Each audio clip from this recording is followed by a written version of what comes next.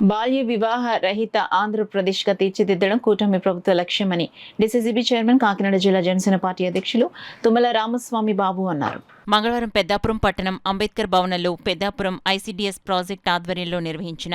బాల్య వివాహరహిత ఆంధ్రప్రదేశ్ కార్యక్రమాన్ని ముఖ్య అతిథిగా స్థానిక ఎమ్మెల్యే నిమ్మకాయల చెండాజప్పతో కలిసి పాల్గొని మాట్లాడారు.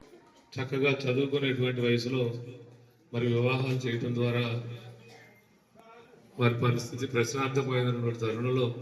మరి రాష్ట్ర ప్రభుత్వం చంద్రబాబు నాయుడు గారు కానీ పవన్ కళ్యాణ్ గారు కానీ మరి మన మంచి ప్రభుత్వం అయినటువంటి కూటమి ప్రభుత్వంలో